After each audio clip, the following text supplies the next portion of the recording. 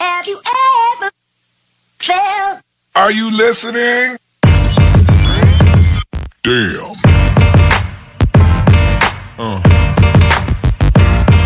Yeah.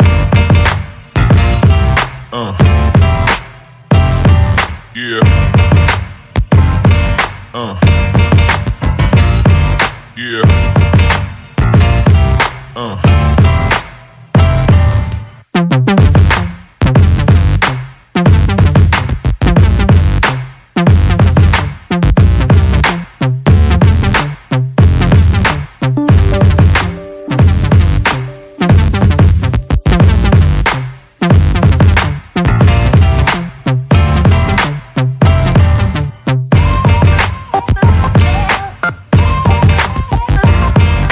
Have you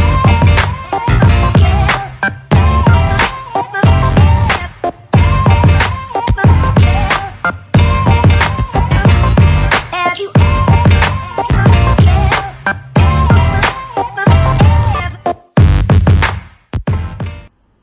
Hello, everyone, and thank you for joining me. With the inauguration of the new president coming up, I really wanted to put out this video before then. And really, I don't feel either way because I didn't vote in the election. I wasn't going to vote for Hillary or Donald Trump. I saw one as the devil and the other as the super devil, so why vote? Even though I know there was a lot of people, white people in particular, that voted for him to make America great again, meaning make America white again, that he's not going to do that. I knew what he was when he started running. I knew that he was just a puppet. He is a puppet unlike any other puppet that's been in the White House. He is in debt, and he ran on a platform of racism because he knew he could get the majority to vote for him. He knew that a lot of black people really did not like Hillary Clinton, so they wouldn't support her. And there was a fracture within the Democratic Party, which both of them are the same. There's no party, it's all the same. But people wanted Bernie. I was one of those. And people wanted Hillary.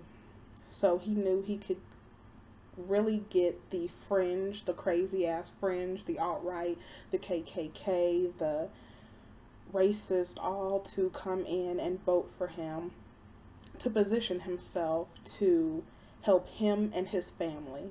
He could care less about America. He could care less about white Americans, and he definitely does not give anyone else a second thought. This article just shows how much he is in debt and who he owes to. And it is a lot of money. And I've heard quite a few things about a few of these banks, and they're not doing so good. And that one bank is one that I've really been looking at and following because it is a German bank, and that's Deutsche Bank. He owes the most money. And that bank is doing really bad. It's really sick. He is about $1.5 billion in debt. He is not as rich as he would like people to think he is. He is not a good businessman. And basically people put him in position to be a puppet. In their mind, he's running the country, which makes it worse because how intelligent and smart and high of an IQ you have to put someone who is in this much debt in control of a country. I mean, these people, they are so intelligent. They're the inventors. They're great. Their forefathers was great. They are just amazing. They are deity. But they put someone who owes Deutsche Bank $364 million. Ladder Capital, $282 million. Investor savings 23 million, Amboy Bank 16 million, Chevy Chase Trust Holdings 10 million, Bank of New York 9 million, Royal Bank of Pennsylvania 8 million, and so on. But this is the man who is going to make the country great again. What leverage does he have to make America great again? He's in debt with people around the country, so how could he ever demand them do anything or stop anything? And he owes them money. The way I see it is, there is no more America. There is no more Constitution. There is no more politics. It's ran by corporation and elitist and racist. It's over. Period. To have someone like this running the so-called United States, the most powerful nation, is a joke and it's laughable, and I can't imagine how we look around the world. I cannot fathom the things that people are saying about Americans, this country. People are so, oh, this country, this flag, it's amazing, it's everything. And it's all in their deluded mind that they're great and they're amazing. But I already know how people are looking. It's the same way that I'm looking. Like, are you serious? I'd rather go live in one of these third world countries than to be a part of this shit show we call America. Like I said, with him having the bulk of his debt with Deutsche Bank, that's Russia. Basically, he owes them, so exactly what is he going to do with Putin? What is he going to say to Putin? This man is seen as this great businessman, and he's in debt, and instead of cleaning up his debt, because he's been in bankruptcy I don't know how many times, he just keeps doing it over and over and over. But this is the role model. This is what you want to put in office. This is what you want representing your great country. Then on top of that, he said he's not going to be running his businesses. He's not going to be a part of The Apprentice and all of that, which is bullshit. He is going to be 100% in control of all of it. He said he's going to give it. It's just a strategic move to, and on paper, put everything in his children's name.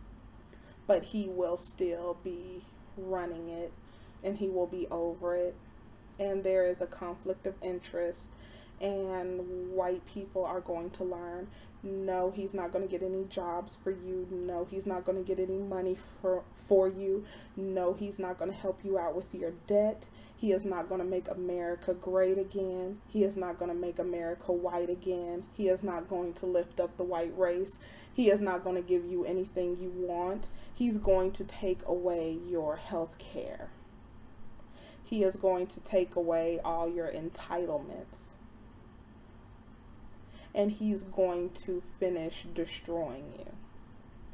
Like I said this a long time ago. White people always are watching black people. They're always trolling black people when they don't even see the person that is going to stick the knife in their back is a white person. Because Donald Trump does not look at regular people who voted for him as even people. He cares nothing about anyone, any of them. He saw a bunch of sheep and a bunch of fools that he could use, and he used them. Period. A lot of people know that it's all over, and they just don't want to admit it. And that's why white people are losing their damn minds, and you have a bunch of black people who are struggling, trying to get closer and closer to them and uplift this and hold this up and say, give Donald Trump a chance. They're showing up, shaking hands with him. They want to be close. They're spewing out white supremacist rhetoric, and because everyone can feel it, like this is done. And everyone is trying to make it known where their loyalties lie and what they're willing to do and who they are. A lot of people want to be attached to him to say, they'll do whatever they need to do for him, just look out for them, which he's not. And a lot of these things are going to hit hard. Black people, we've been dealing with it, so we'll be able to take it, with a little more grace. But I just have a feeling that the suicide rate, the drug rate, the crime rate, and it's going to be a lot of crazy things that we are going to see when this man gets into office, because they're going to quickly find out that he does not care about them. He's friends with the Clintons. He's not going to do anything for them. They're going to finish milking America and sucking it dry. So I'm just going to sit back with a bowl of popcorn and just watch it all go down in flames. I'm not going to be doing deals at all. Now that would be, I don't even know if that's a conflict. I mean, I have the right to do it. Under the law, I have the right to do it. I just don't want to do it. I don't want to do deals. How do you describe the complications of having the first billionaire president? In a word, unprecedented. An unprecedented business empire owned by the commander-in-chief. An unprecedented opportunity for corruption at the highest level. And a leader with an unprecedented disdain for following political norms. Every Republican nominee since Richard Nixon, who at one time was under an audit, has released their tax return. Traditions, and not the law, have guided presidents on how to deal with their finances in the past. The law clearly does not apply to the president or the vice president. And legally, the president of the United States doesn't have to do anything. That's new. Back in 1983, President Reagan asked the Office of Government Ethics a question. Win just one for the Kipper. Could the first movie star president still take part in the entertainment industry? The answer, legally, conflicts of interest laws don't apply to the president. But, quote, as a matter of policy, he should conduct himself as if they did. That principle has led to former presidents selling off their assets, wanting to avoid questions about their motives. But now, more than 30 years later, the President of the United States will own hotels, golf courses, and his name will appear in credits for The Celebrity Apprentice. Trump tried to downplay his role on the show, but his spokesperson defended him days earlier. I mean, presidents have a right to do things in their spare time. Trump is set to announce that he will leave his business. My executives will run it with my children. It's a big company. It's a great company. Still, sources say there's no indication that the businessman-in-chief will fully shed his assets. In fact, a bipartisan coalition of ethics experts said that, quote, the plan will create the appearance that President-elect Trump and his family are using the presidency to enrich themselves. The group is calling for Trump to sell his business and put the money in a blind trust controlled by a non-family member. I have Ivanka and Eric and Don sitting there. Run the company, kids. Have a good time. A good time is exactly what Trump critics fear, and that's why Trump's announcement will likely lead to more questions than answers. Like I said, a few people are starting to figure out that Trump, he is basically in the presidency. He is for himself and his family and to get money. I don't understand how you can be in debt to so many people and owe so many people things that, everyone in America thinks that he's going to be able to do anything for them. He can't. He owes them. And basically what they asked for, he's going to give it to them, because they're going to help him with his debt, and they're going to give him a little extra on the side. As much vitriol that people had for Obama, you know, when I voted for Obama, I really didn't expect him to do anything. I thought it would be a really bad time for black people. It's just that I enjoyed seeing him in the White House, because I know it annoyed the hell out of, you know, white people, white supremacists, really, to see this black family in the White House, to see this black person named as commander-in-chief. I knew that really ruffled their feathers, and I enjoyed it. But I think what we did, once we put him in office, we were comfortable. We thought everything was great. We had a kumbaya moment. We wanted to hold hands and pray to white Jesus, and, you know, celebrate and have, you know, a bunch of biracial children, etc. But what we should have done, we should have put him in office, and we should have turned on him. Not literally turn on him, but just hold his feet to the fire, because women did. They got women, you know, higher pay for women. And the gay community did. They got legalized marriage. We didn't do anything. Black people didn't do anything. We didn't complain. We didn't argue. We didn't mobilize. We didn't even march on the damn lawn. We didn't do anything. We were just happy to see him as president, and we left it at that. We didn't call our local government, you know, push them. We did not flood his office with letters and calls and push him, and we should have did it aggressively. We should have did it just, you know, as a unit, and that's something that black people do not know how to do. They do not know how to mobilize into a unit to get anything done. We have a individualistic mindset that is harming us, that has left us as this underclass.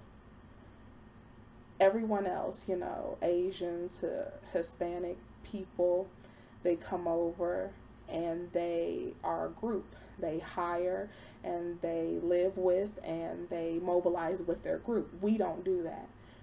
We have taken on the likeness of our white counterparts. We don't help each other. We don't mobilize. We question each other. We side-eye each other.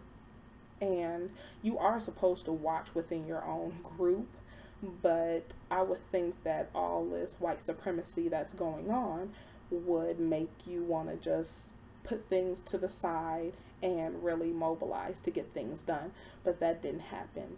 We had a chance with this president to push and push, and even if we didn't get anything out of it, at least we knew we could, you know, come together and try, and we could see that, you know, the establishment is so corrupt that, you know, even with our efforts, nothing got done. But we didn't even try.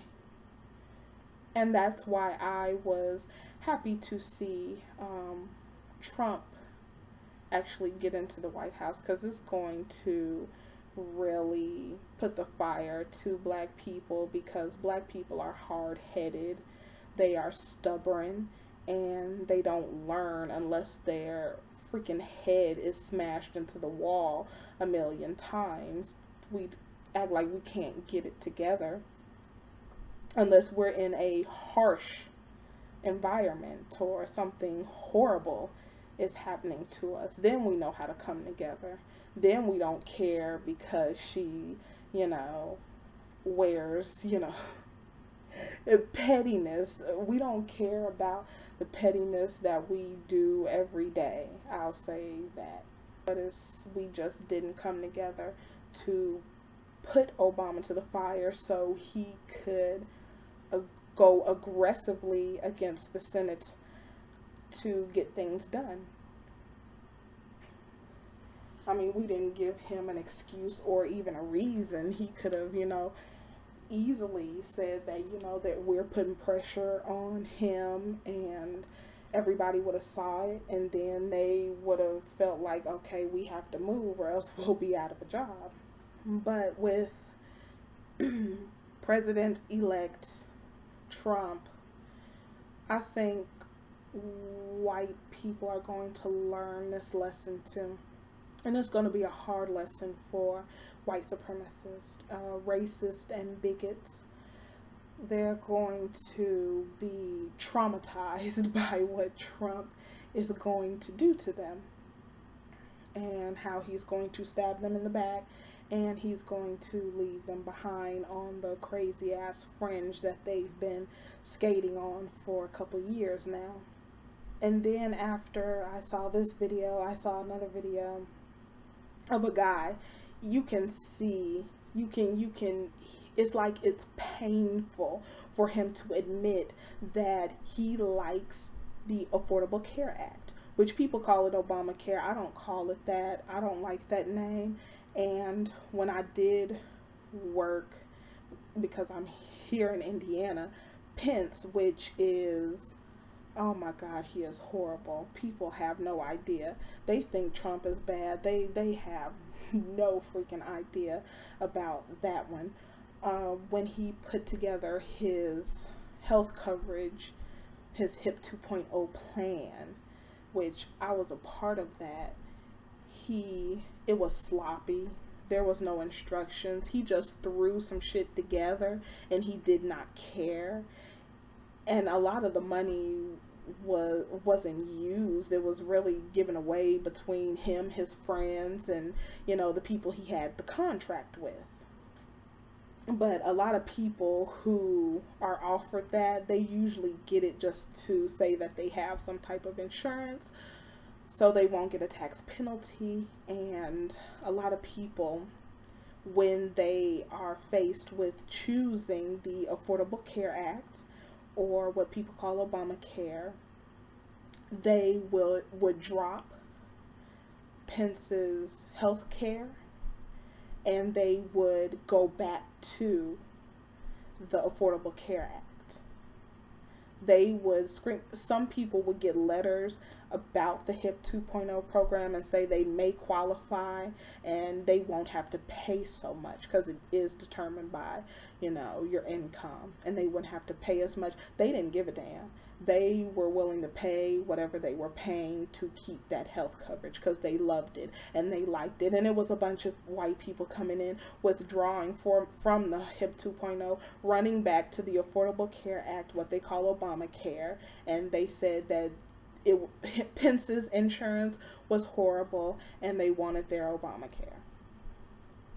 Just like this guy here, he finally gets some health care, and he loves the health care, and this is something Obama, it kills him in his soul that this black man came up with something that he loves and that he likes and that helps his family, helps him, but it just kills him that it was from Obama. And he voted for Trump, which he knew that it would repeal what he has, even though he loves what he has.